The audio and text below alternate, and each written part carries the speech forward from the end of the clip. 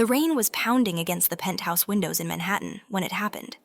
I remember the cold hardwood floor against my cheek, the metallic taste of blood, and Alexander's shadow looming over me, pillow still in his hands. His eyes were wild, unrecognizable. "Emily's dead," he whispered, voice cracking like thin ice. "And it's your fault. You took my life from me." I tried to speak, to remind him we had built 20 years together, 2 children, a beautiful home, careers we were proud of, but the words drowned in my throat. Darkness swallowed everything. Then light, sharp, blinding light. I gasped awake to the sound of firecrackers and drums echoing through a small Midwestern town. My lungs burned with summer air, thick with dust and celebration.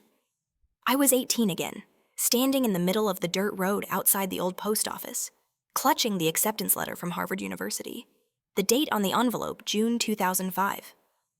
Around me, neighbors cheered as Alexander Hayes, tall, golden boy handsome. The town's pride was hoisted onto shoulders for becoming the first local kid in decades to get into an Ivy League school.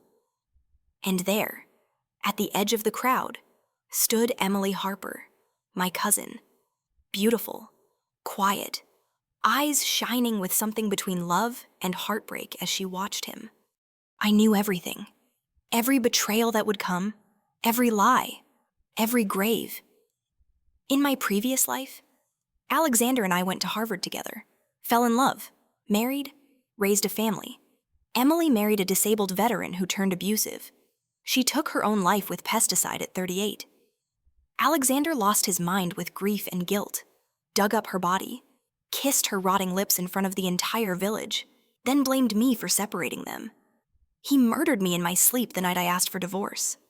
But now I was back, reborn the very day everything began, and I wasn't going to play the same role again. I pushed through the crowd until I stood right in front of Alexander.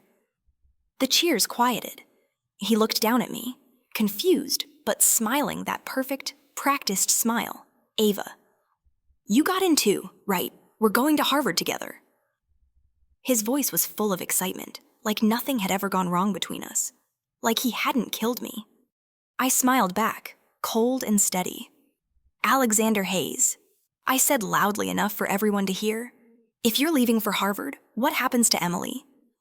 You're really going to just abandon her after everything?" Gasps rippled through the crowd. Emily's face went pale. Alexander's smile froze. "What are you talking about?" he asked, voice low and dangerous. I turned to the stunned villagers. "Ask them. They're right here." I pointed straight at Emily, who looked like she might faint, and at Alexander, whose jaw was clenched so tight I could see the muscle twitch. "Old Mrs. Whitaker muttered. "Ava Thompson, you don't spread lies about family." But I wasn't lying. I knew every secret spot they'd hidden in, every promise whispered under the willow by the river. I knew about the necklace he'd found in the water and given her, the handkerchief she'd embroidered with his initials. I knew because in my previous life, after Emily's death, Alexander had confessed everything in his madness. I stepped closer to him. "You carved your names on the old oak by the riverbank, a heart around them. Still there, isn't it?" Children in the crowd started giggling. "We saw it last week," one boy shouted. Alexander's face drained of color. Emily's eyes filled with tears. But she didn't deny it. She couldn't, because it was all true. Within minutes, the mood shifted. Aunt Lydia, Emily's mother, pushed forward, eyes gleaming with sudden hope. "Is this true? Baby? You and Alexander?" Emily tried to protest weakly, but the evidence was piling up. Someone ran to the river and came back shouting confirmation about the carving. Another kid pulled the embroidered handkerchief from Alexander's own pocket. He'd kept it there like a talisman. The village exploded. Some cheered the young love. Others whispered about scandal. But most agreed if they loved each other, they should be together. Alexander was dragged toward Emily's family to discuss engagement before he left for college. He looked like a man walking to his execution. I watched them go, heart pounding with something dark and satisfying. In my previous life, I had been the perfect, trusting girlfriend, then wife. I had ignored every red flag because I believed in love. This time, I would make sure they got exactly what they claimed they wanted each other, and I would watch it destroy them both. 2 days later, the entire town was buzzing. Alexander's parents proud. Ambitious people who saw Harvard as the golden ticket out of poverty were furious. They refused to let their son marry some uneducated factory girl before even starting college. Aunt Lydia demanded a $20,000 engagement gift, an astronomical sum in 2005 for our town. Negotiations turned into shouting matches that echoed through the streets. I stayed out of it publicly, but I fed the fire quietly. I reminded my father, the town mayor, about fairness. I whispered to neighbors about Alexander's secret promises to Emily. I made sure everyone knew he had used her and was now trying to discard her the moment something better came along. At night, I lay awake in my childhood bedroom, staring at the ceiling. Part of me felt powerful. Another part felt sick. Was I becoming the monster I hated? But then I remembered Alexander's hands on that pillow, the cold finality in his eyes when he blamed me for his own cowardice. And the doubt vanished. One evening, I found Emily crying by the river. She looked up when she heard me approach, eyes red and swollen. "Why did you do it?" "Ava," she whispered. "Why did you tell everyone I sat beside her?" Voice calm. "Because he was never going to choose you." Not really. And you deserve to know that before you wasted your life waiting." She shook her head. "He loves me. His family." I almost laughed. The same excuses he'd used for 20 years. I left her there and walked home past the Hayes house. Through the window, I saw Alexander arguing with his father. "I can't marry her. She's nothing. Harvard is my future." His mother nodded vigorously. My blood ran cold. He hadn't changed at all. The next day, I mailed an anonymous letter to a local TV station that ran dramatic relationship segments. I described the story: perfectly brilliant Harvard-bound boy, secretly dating poor but beautiful cousin, now trying to abandon her after she's exposed. I knew they'd bite. Scandal sells. That night, Alexander cornered me outside the general store. His face was twisted with rage. "What the hell are you doing, Ava?" "You think this is funny?" I met his glare without flinching. "I think it's honest. You want to pretend you never touched her shine, but everyone knows now." He grabbed my arm hard enough to bruise. "Stay out of my life." I yanked free. "Too late. You made me part of it the moment you decided to play with people's hearts." He stormed off, but I saw the fear beneath his anger. Good. A week later, the TV crew arrived. They interviewed villagers, filmed the carved tree, even got Aunt Lydia tearfully demanding justice for her daughter. Alexander refused to speak on camera, which only made him look guiltier. Emily gave a trembling interview about young love and broken promises. The segment aired statewide. Overnight, Alexander became the villain, the cold-hearted elitist who used and discarded a vulnerable girl. His parents begged my father to intervene. My father, desperate to protect the town's reputation, tried to mediate, but public opinion had turned. Sponsors pulled support for Alexander's college fund. Hate mail arrived at the Hayes home. And Emily, for the first time, began to look at Alexander not with love, but with something closer to contempt. I watched it all unfold from the sidelines, packing my bags for Harvard, alone this time. And for the first time in 2 lifetimes, I felt free. The weeks before I left for Harvard felt like walking through a storm I had summoned myself. The town was split down the middle half, pitied Emily as the abandoned girl, half despised Alexander as the arrogant boy who thought Harvard made him untouchable. Eggs were thrown at the Hayes front door. Anonymous calls came at night. Alexander stopped going out unless absolutely necessary.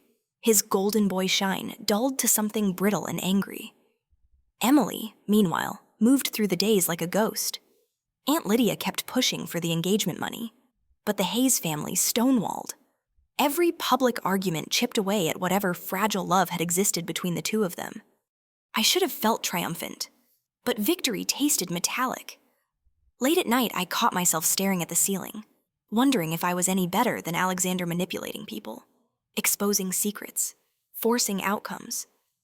The doubt crept in like cold air under a door. One afternoon, I found my mother crying in the kitchen. "You've turned this town against itself," she said quietly. Your father can barely show his face at council meetings." I wanted to snap back that none of this was my fault, that Alexander and Emily had built the lie themselves. But the words stuck. For the first time, I saw the collateral damage my parents' reputation. The neighbors who now avoided one another. The kids who repeated cruel gossip at school. I had wanted justice, but it felt closer to vengeance, and the line between them blurred. To escape the house, I started taking long walks. One evening, I ran into Ryan Caldwell, the man Emily had married in my previous life, the one who became disabled and abusive after a trucking accident. Here, in 2005, he was whole, tall, broad-shouldered, running a small logistics company out of the county seat. He was buying feed at the co-op when he spotted me. "Ava Thompson," he said with an easy grin. "Heard you're Harvard-bound. Town's proud, even if everything else is falling apart." There was no pity in his voice, just straightforward respect. We talked for an hour about college, about leaving small towns, about not letting other people's drama define you. When he offered to drive me home, I accepted. In the truck, he asked, "You okay? You look like you're carrying the whole mess on your shoulders." I almost told him everything rebirth, betrayal, the blood on a Manhattan floor, but instead I just said, "I'm learning who I can trust." He nodded like he understood more than I'd said. That conversation cracked something open in me. For 20 years in my previous life, I had trusted Alexander completely, ignored every inconsistency because I wanted the fairy tale. Now I saw how dangerous blind faith was. I didn't need to become cruel to protect myself. I needed to become clear-eyed. I started focusing on my own future, packing for Cambridge, applying for scholarships, researching labs. I stopped feeding rumors. Let the town sort its own poison. Emily came to see me one night, knocking softly on the back door after everyone was asleep. Her eyes were hard now, the softness gone. "I know what you're doing," she whispered. "You think you're helping me, but you're ruining everything." I studied her face in the porch light. "Am I, or is Alexander ruining it by refusing to stand by you?" She flinched. "He's scared. His parents." I cut her off gently. "He's choosing ambition over you, again and again, and you're letting him." Tears welled up, but she didn't argue. For a long moment we just looked at each other, two women who, in another life, had both been destroyed by the same man. Then she left without another word. I wondered if seeds of doubt had taken root in her too. The morning I boarded the bus for Boston, Ryan was there to see me off. He handed me a small care package snacks, a prepaid phone card, a note that read, "Stay strong. City girl." I smiled for the first time in weeks. As the bus pulled away, I watched the town shrink in the rear window. Alexander's house dark and shuttered. Emily standing alone on her porch. I didn't know yet that Emily had woken up in this timeline months earlier than me, carrying her own memories of betrayal and death. I only knew that something inside me had shifted. I wasn't the naive girl who believed love conquered all, nor was I the bitter puppet master I'd feared becoming. I was awake. Harvard was a different world, red brick. Brilliant minds. Possibility thick in the air. I threw myself into pre-med classes, joined a research lab, made friends who had no idea about the scandal back home. For a while, the distance felt like freedom. Then the letters started arriving.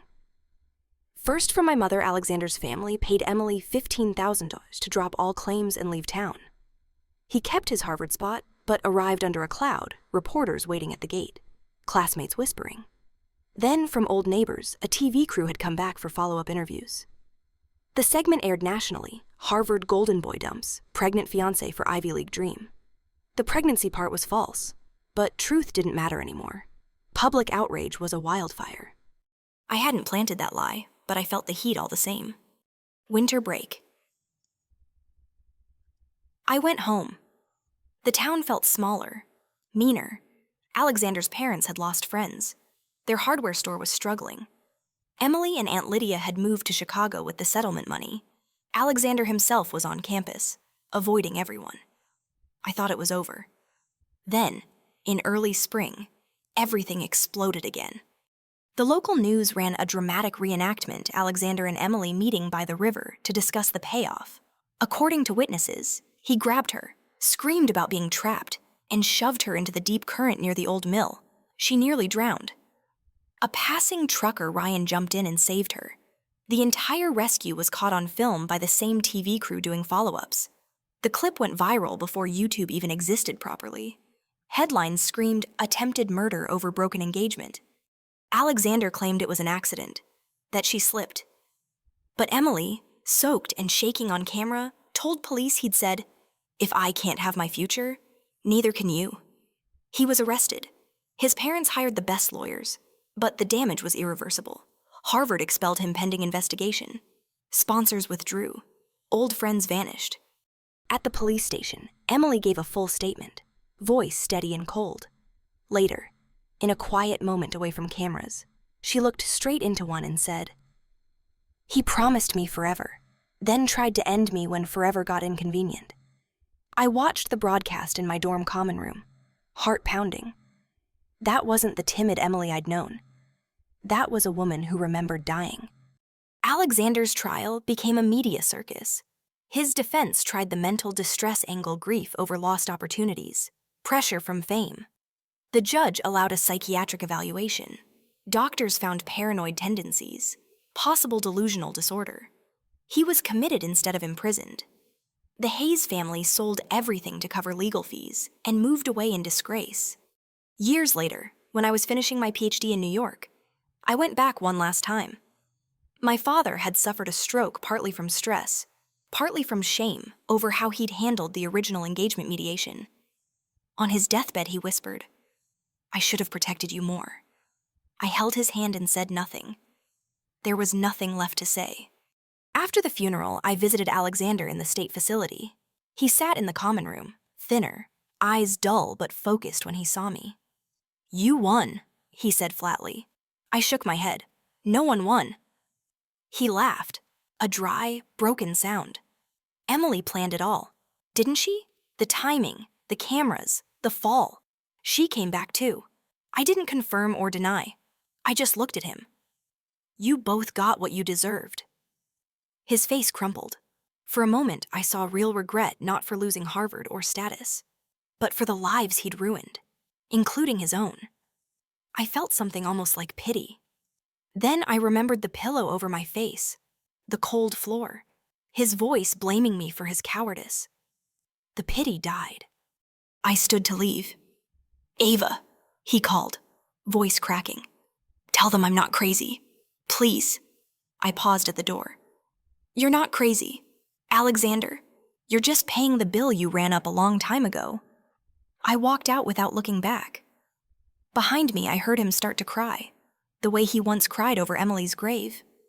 Only this time, there was no one left to dig him out.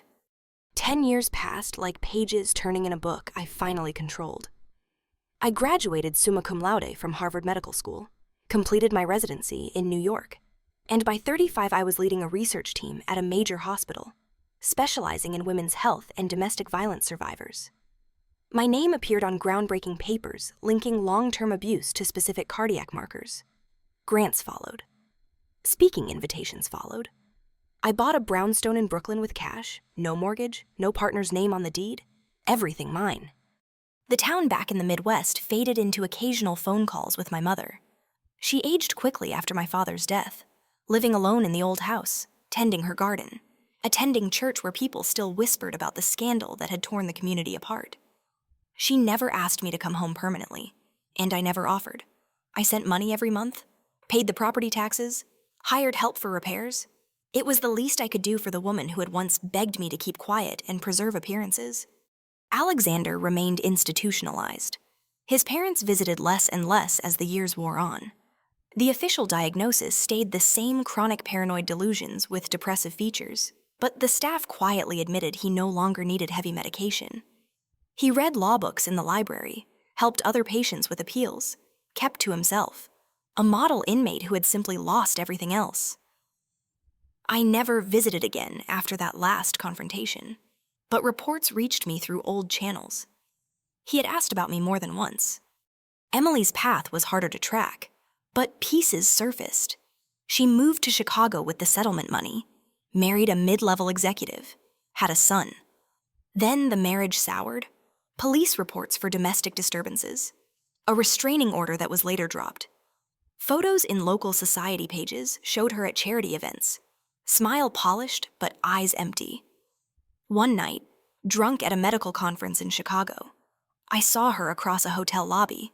She was thinner, sharper, red lipstick like a wound. She was arguing with hotel staff about her husband's room and a suspected affair. I slipped away before she noticed me. Later, I heard he'd been in a bad car accident, paralyzed below the waist. Patterns. I thought, some people carry their own storms wherever they go. My work became my justice. I founded a nonprofit that funded shelters and legal aid specifically for women trapped in small towns where everyone knows everyone, and leaving feels impossible. We created anonymous reporting apps, partnered with universities for exit scholarships, trained local doctors to recognize hidden injuries.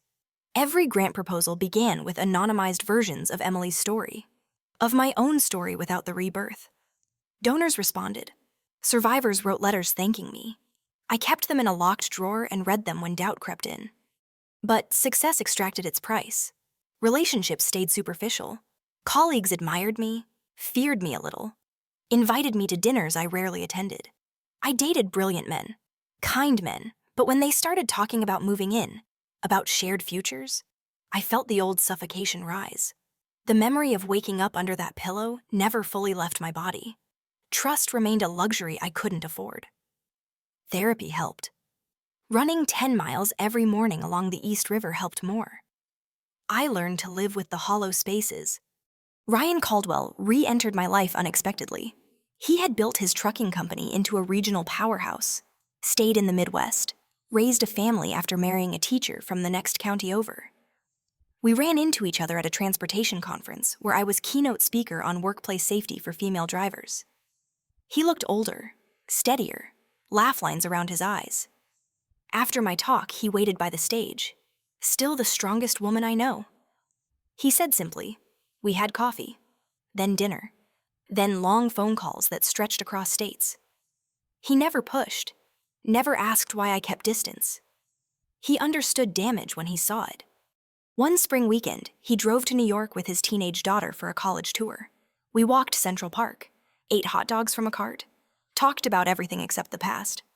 His daughter called me cool and asked for internship advice.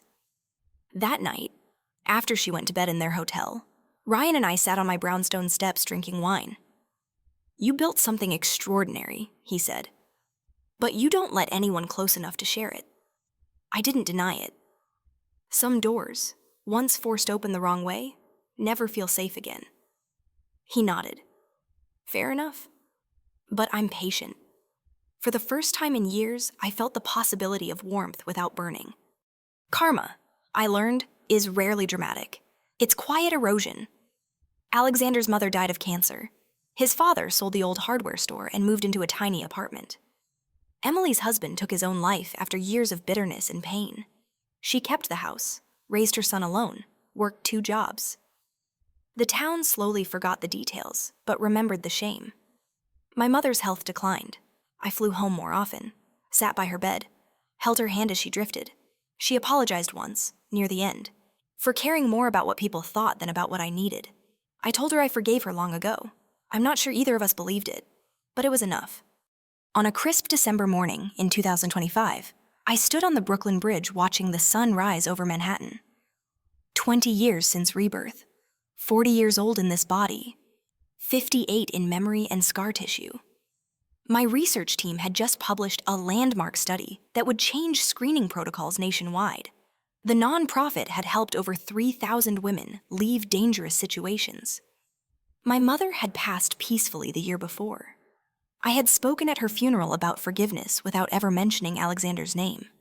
Ryan moved to New York 6 months earlier. Not for me. He insisted for a business expansion and for his daughter's college, but he rented an apartment 3 blocks from my brownstone. And most nights he cooked dinner in my kitchen, or I cooked in his. We never merged finances, never talked marriage. We simply shared days.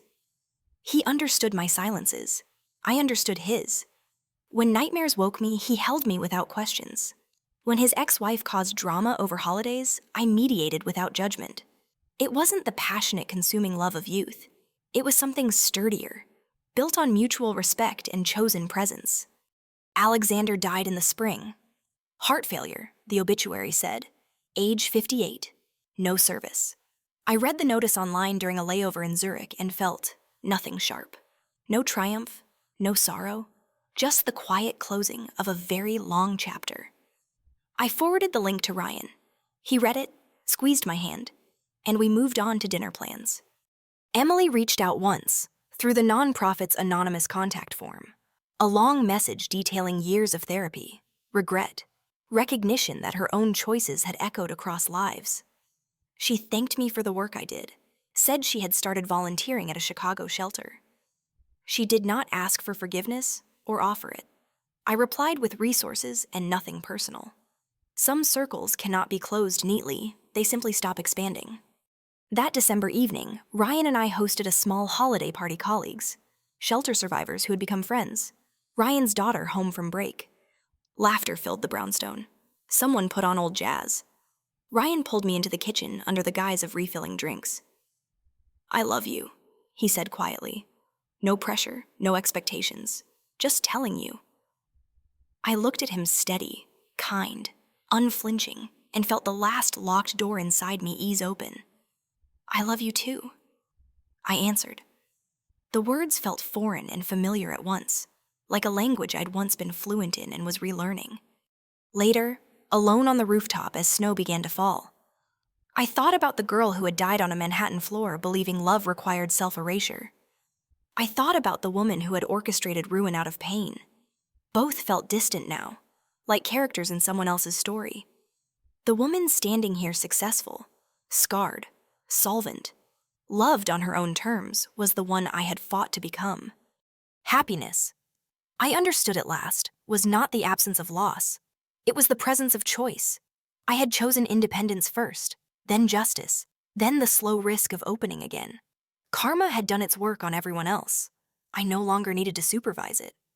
I went back downstairs. Ryan handed me a glass of champagne. We toasted quietly to nothing in particular. Outside, snow covered the city in soft white, erasing edges, offering a clean page. I leaned into his shoulder and, for the first time in 2 lifetimes, felt entirely at home in my own skin.